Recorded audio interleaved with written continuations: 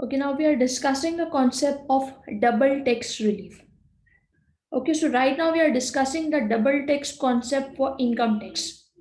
Okay, so previously we have discussed the double tax concept for inheritance tax. So in inheritance tax, the double tax calculation is different, and in income tax it is different.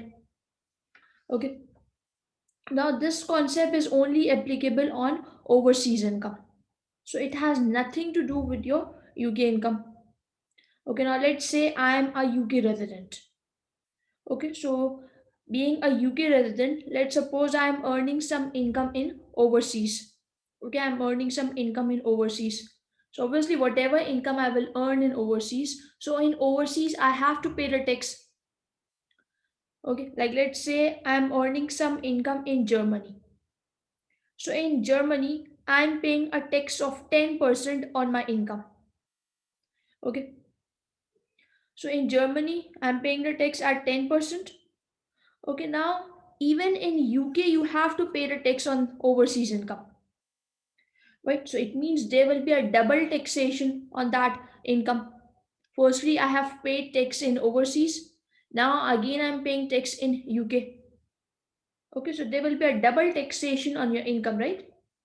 So for this reason, HMRC they will provide you with double tax relief because you will tell HMRC that I have already paid tax in overseas. So why should I again pay tax in UK? Right? They will tell you that this is because of the difference in tax rate. So since the tax rates are different, that's why you are required to pay tax in UK. But they will provide you with one relief which is known as double tax relief.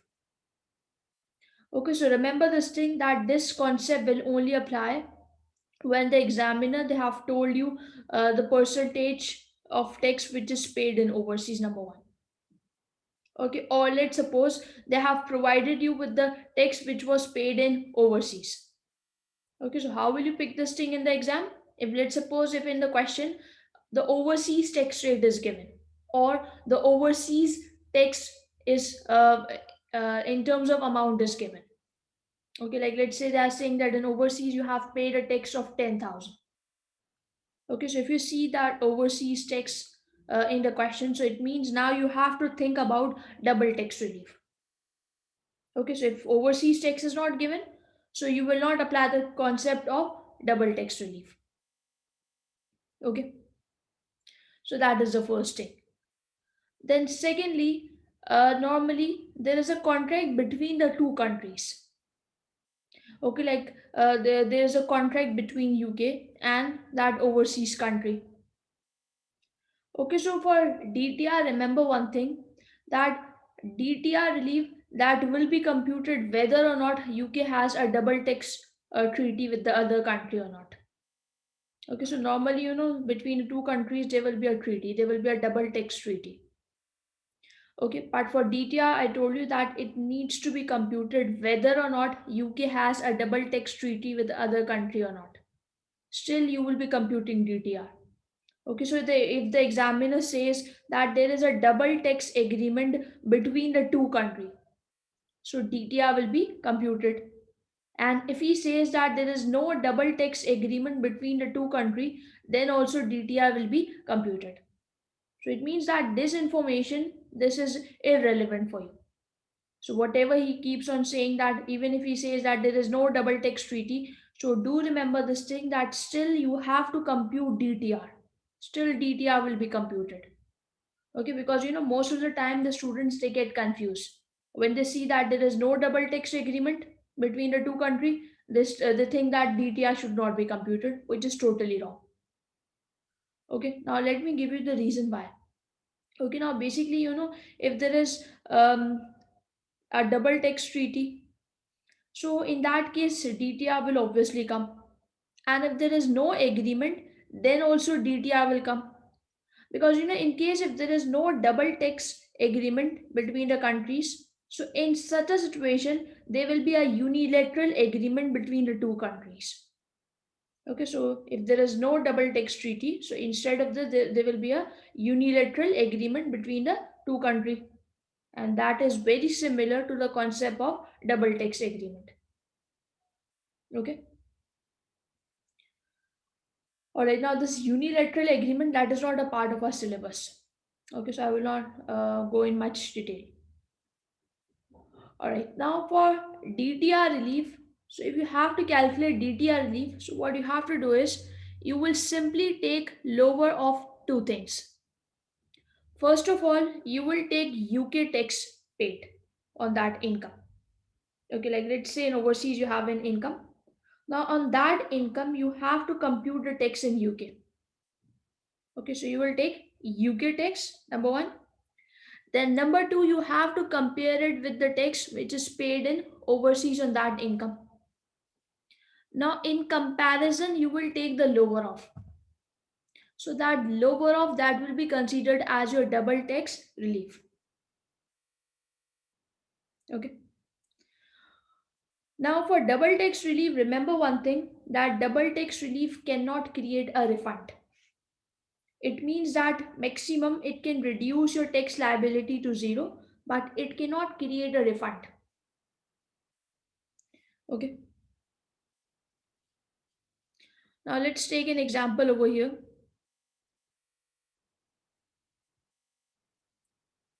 Let's say for example,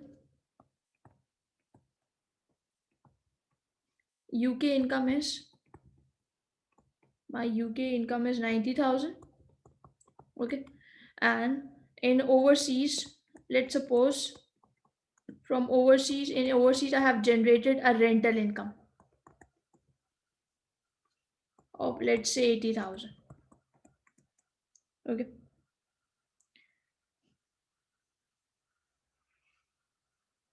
Okay, now he is saying that in overseas the tax rate is at the rate of 50%. Okay. And you are required to calculate income tax liability.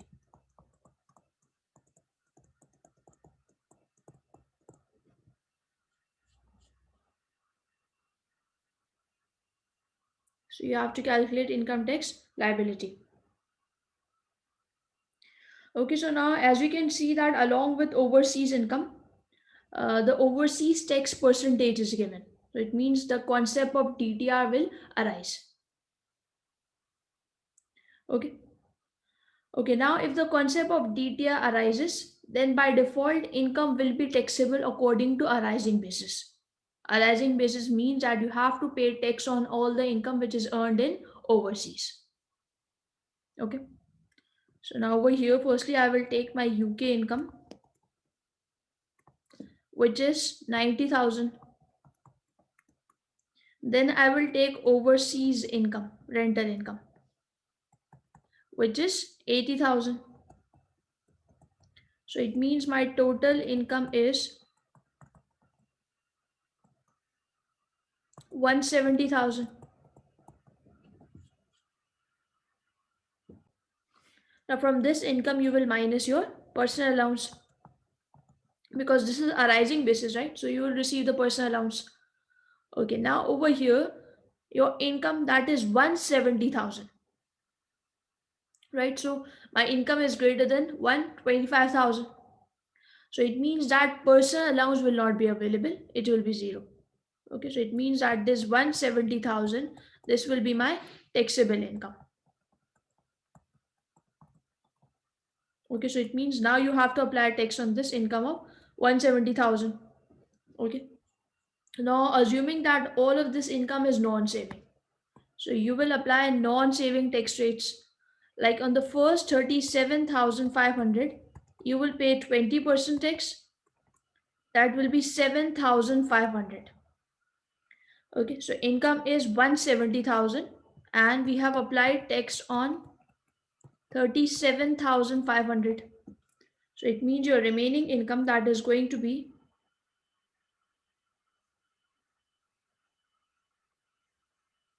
132,500. Now for this remaining income, we don't have any space remaining in the basic rate band. Basic rate band is fully consumed. So now next you will move towards high rate band. But in high rate band, this entire income cannot come, because the limit of high rate band is 112 500. right? How will you take out the limit? You will take the difference between, see, high rate band, that is from 37,501 till 150,000. So if you take the difference between the two, that is 150,000 minus 37,500. So that will give you 112,500. So that is the limit. So it means that maximum and income of 112,500 can come in the high rate band. So on this income you will pay 40% tax. So that is going to be 45,000. Okay, so my income was 170,000 and up till now you have applied tax on 150,000. So it means still we have to apply tax on 20,000, right? Now for that 20,000 we don't have any space remaining in basic rate band. Then we don't even have any space remaining in high rate band. So it means now you will move towards the additional rate band. So on that excess 20,000, you will pay tax according to additional rate band at 45%. So 20,000 into 45%, that is going to be 9,000. So it means your income tax liability is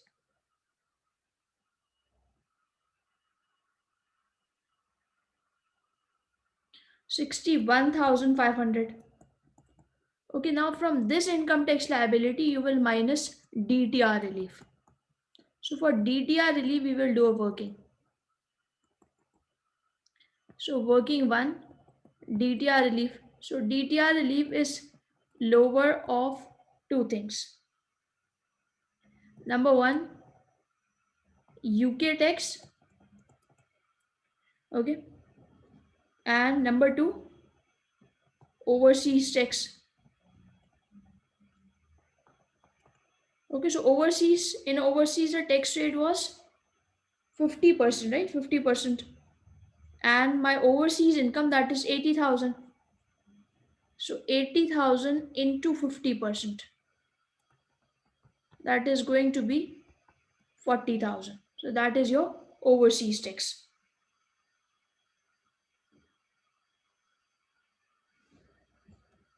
Okay, now we need UK tax. We need the tax which is paid in UK on this income of 80,000. Okay, now listen very carefully. Now if you just look over here, so my UK income is 90,000, right?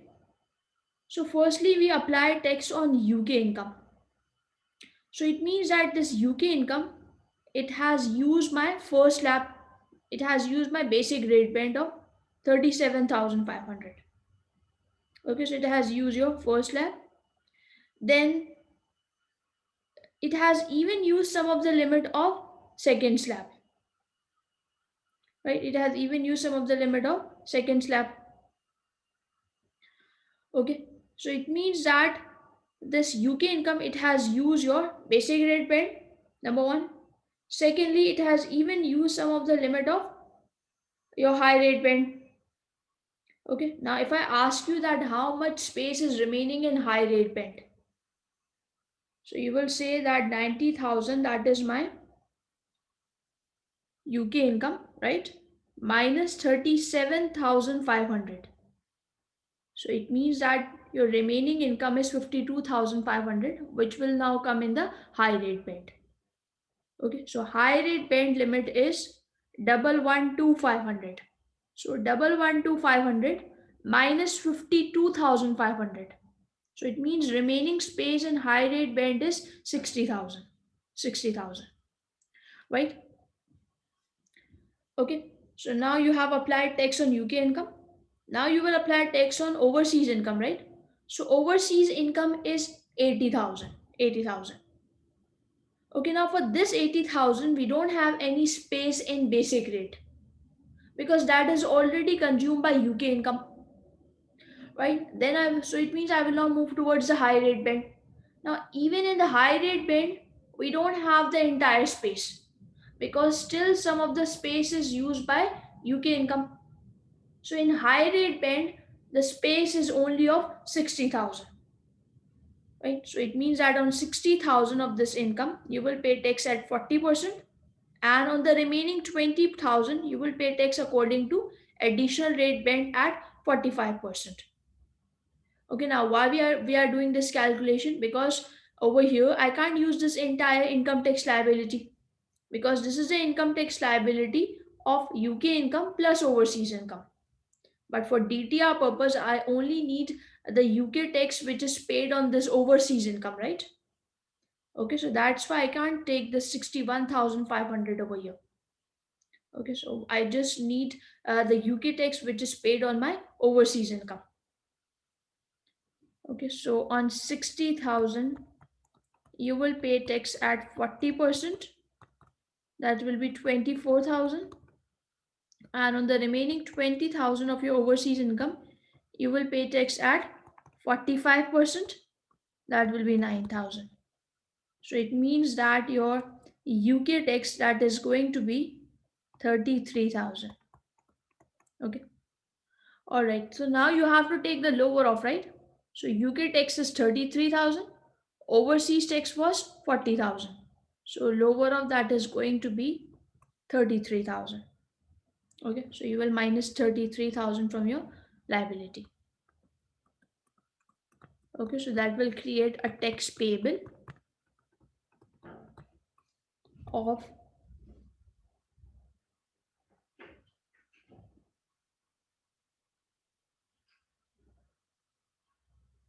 28,500.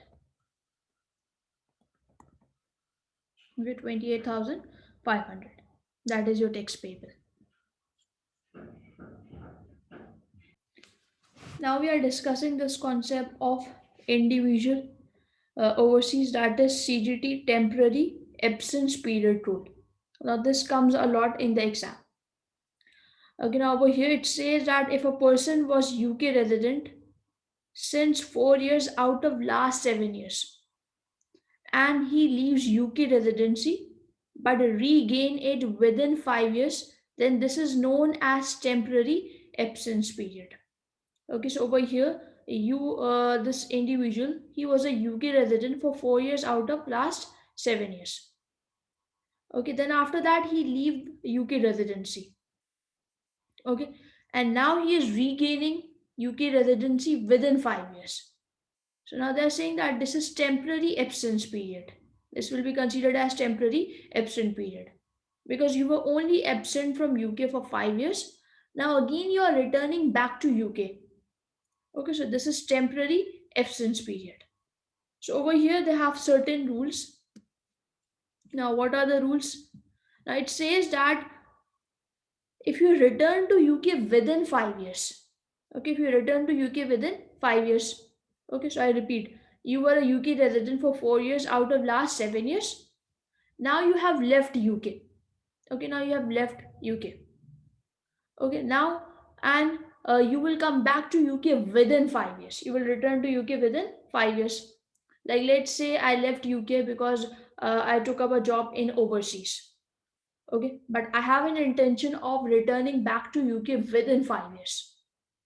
Okay, so now in this case, it says that if asset is purchased in UK, okay, but it is sold in overseas.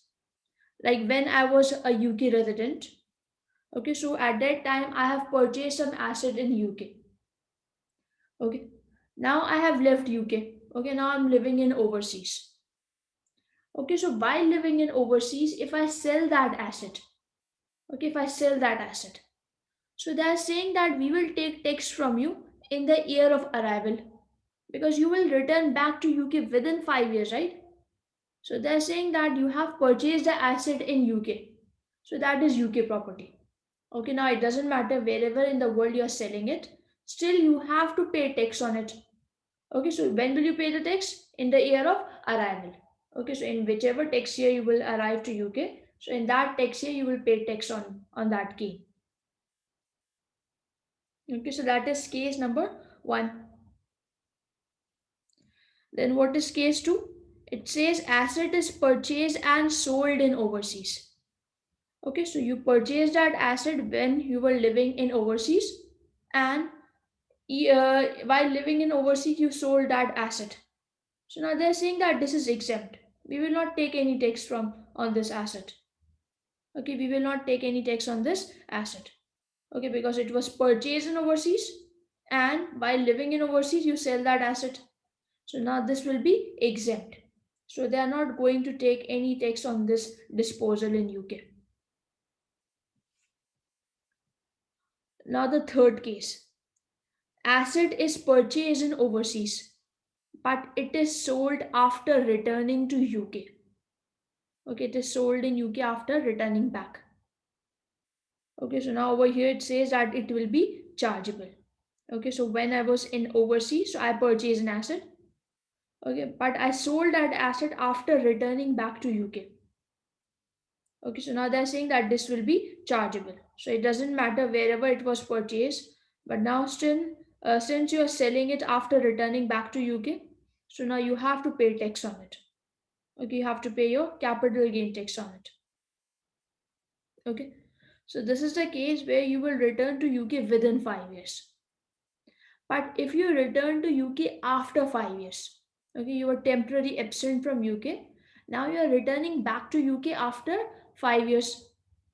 So in this case, they are saying that tax only applies if after returning to UK you have sold any asset. So in this case, tax will only apply if after returning back to UK you have sold any asset.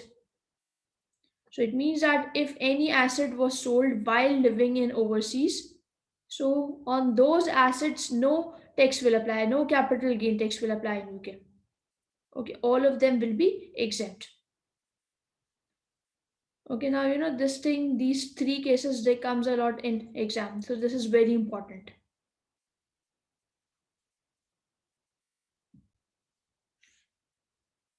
Resident status for individual. Okay, now we have to see that in what type of situation an individual will be considered as a UK resident. Because if you are a UK resident, then you have to pay tax in UK, right? So domicile status does not matter. They are saying that if you are UK resident, then you have to pay tax on all UK income and UK gains. Okay, so let's see how they will determine the residency status. Okay, so for that, firstly, they will apply automatic non-residence test. It says the following people will automatically be treated as as not resident in UK. Number one, a person who is in UK for less than 16 days during a tax year. Okay, so if in the whole year, if you were in UK for less than 16 years, so now you will automatically be considered as a non-UK resident. Like let's say you were visiting UK. Okay, like you went on a vacation to UK. Okay, for less than 16 days. So now this in this case they are saying that you will automatically be considered as a not UK resident, non-UK resident. Then what is the second thing? It says a person who is in UK for less than 46 days during a tax year and who has not been resident during the previous 3 tax year. Okay, so in the current year you have spent less than 46 days in UK, and in the previous 3 years you were not UK resident. So again in this case you will automatically be considered as a non-UK resident. Okay, so I repeat, if in the current year in the current year you have spent less than 46 days in UK, and even in the previous 3 years you were not a UK resident. So again in this case they will automatically consider you as a non-UK resident. Okay, now the third point. It says a person who is not more than 90 days in the UK during a tax year and went overseas for working. Okay, so in the current year, you were in the UK for not more than 90 days.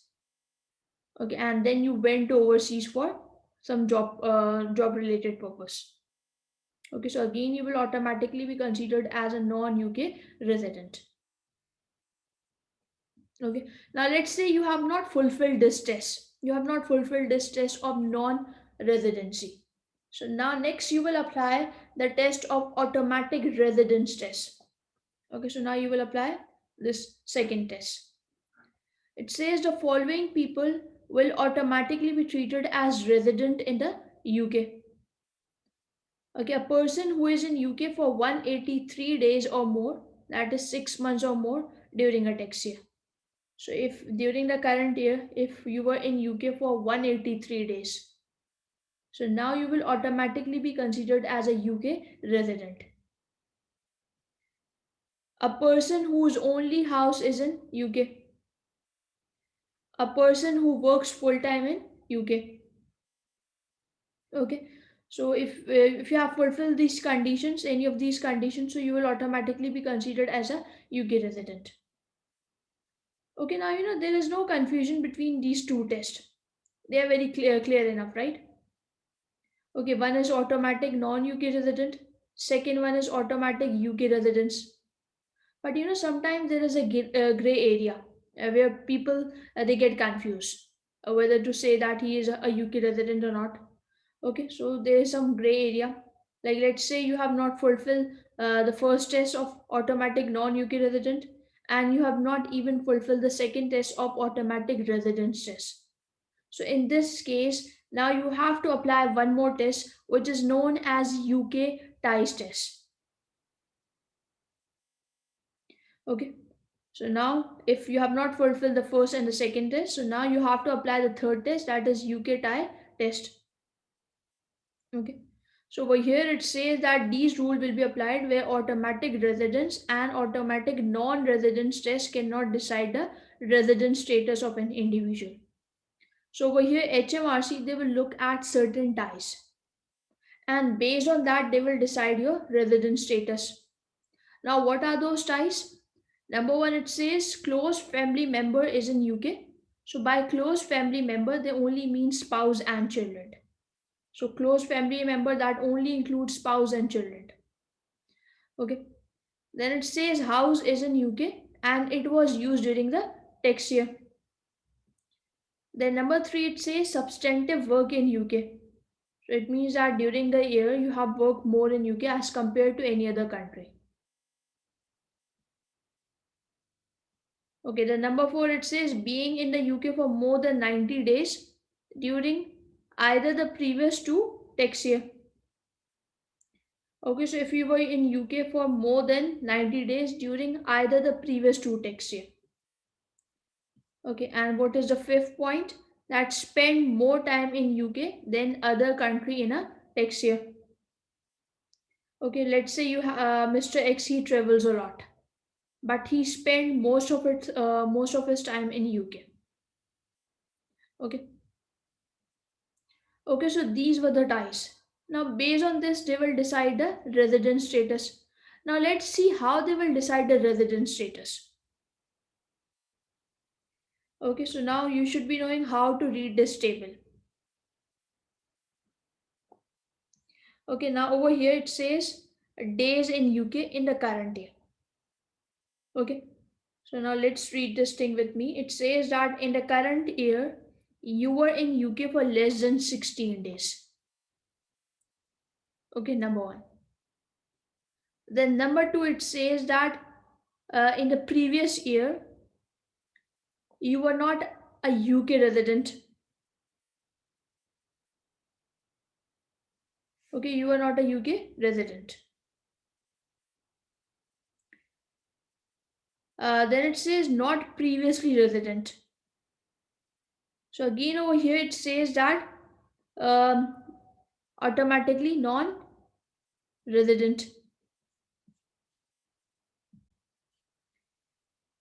Okay, so in the current year you have spent less than 16 days in UK. Okay, and they are saying that in the previous year, in the previous tax year, you were a UK resident. Okay, in the previous year you were a UK resident, and in the current year you have spent less than 16 days. So in this situation, they are saying that you will automatically be considered as a not resident in current year, because we are determining the resident status for current year, right? So they are saying that in the current year you have spent less than 16 days. Okay, now they will look at the resident status of previous year. So in the previous year you were a UK resident. Okay, so now they are saying that for the current year, you will automatically be considered as a non-UK resident. Okay. Okay, now there could be another case that let's say in the previous year you were not a UK resident. Okay, so in current year I have spent less than 16 days, and in the previous year I was not a UK resident. So again in this case they are saying that in the current year you will automatically be considered as a non-UK resident.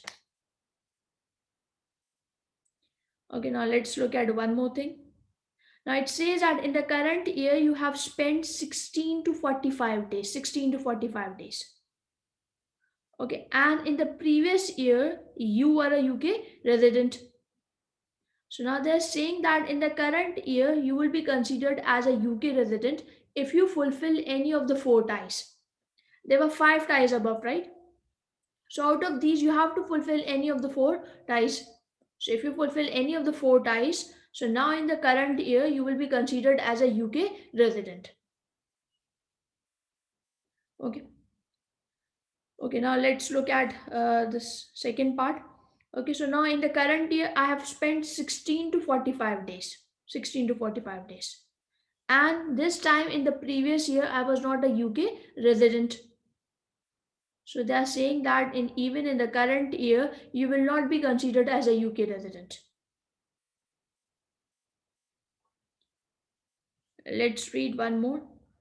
Now it says that in the current year, you have spent 46 to 90 days, and in the previous year you were a UK resident. So now they are saying that in current year you will be considered as UK resident if you fulfill any of the three ties. Okay, so out of five ties you have to fulfill any of the three ties. So if you have fulfilled any of the three ties, so in the current year they will consider you as a UK resident. Okay. Okay, now let's read the other part of the table.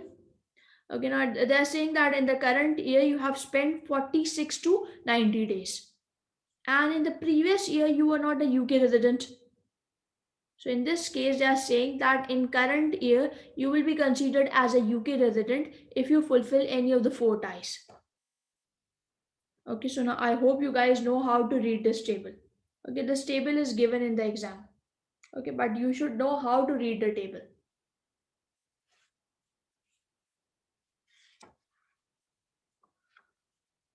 Okay, so now if you have not fulfilled the automatic non-UK resident test or automatic resident test, so now next you have to apply UK tie test.